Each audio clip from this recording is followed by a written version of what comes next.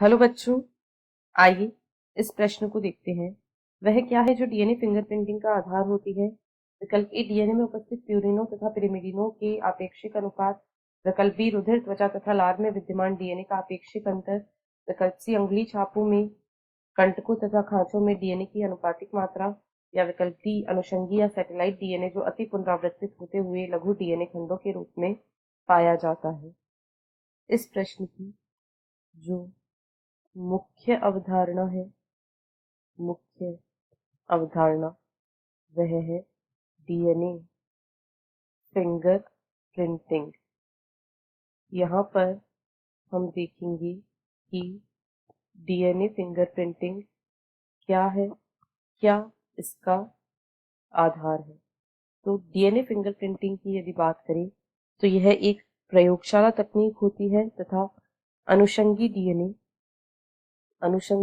या satellite DNA जो होते हैं, अनुषंगी डीएनए जिसे सैटेलाइट डीएनए भी कहा जाता है, ये डीएनए फिंगरप्रिंटिंग के आधार होते हैं। अनुषंगी डीएनए फिंगरप्रिंटिंग का आधार है। अनुषंगी डीएनए जिन्हें सैटेलाइट डीएनए भी कहा जाता है, यही डीएनए फिंगरप्रिंटिंग का आधार होते हैं।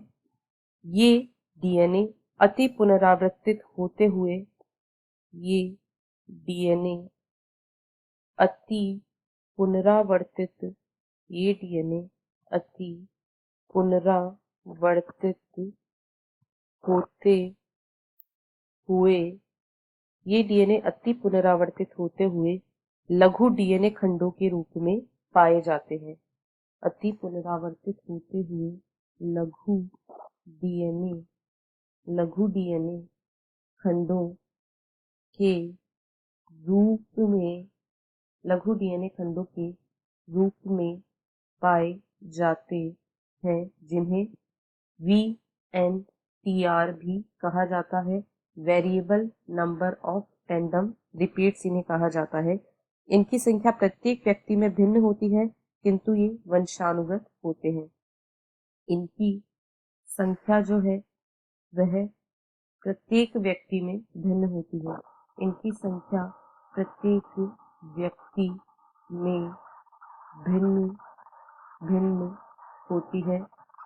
इनकी संख्या प्रत्येक व्यक्ति में भिन्न होती है, जिसके कारण ये डीएनए फिंगरप्रिंटिंग का आधार बनते हैं।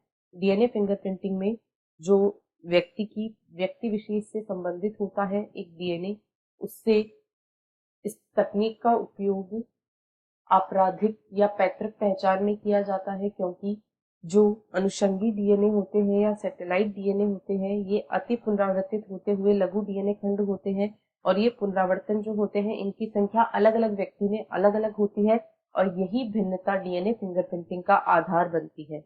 अतः यदि विकल्पों को देखें तो विकल्प डी इस प्रश्न का सही उत्तर है। अनुषंगी या सैटेलाइट डीएनए जो अति पुनरावर्तित होते हुए छोटे या लघु डीएनए खंडों के रूप में पाया जाता है। डीएनए में उपस्थित प्यूरिनों तथा पिरिमिडोनों के आपेक्षिक अनुपात यह डीएनए फिंगरप्रिंटिंग का आधार नहीं है, क्योंकि यह अनुपात व्यक्ति विशेष से संबंधित नहीं है। बी में कहा गया है रुधिर, त्वचा तथा लार में विद्यमान डीएनए का आपेक्षिक अंतर, यह भी सही नहीं है। यह डीएनए फिंगरप्रिंटिंग का आधार नहीं है और न ही अंगुली छापों में कंटकों और खांचों में स्थित डीएनए की आनुपातिक मात्रा, इसका प्रयोग करके डीएनए फिंगरप्रिंटिंग की जा सकती है। तो ये तीनों ही विकल्प गलत हैं तथा विकल्प बी सही है। आशा है आपको प्रश्न समझ आया होगा। धन्यवाद।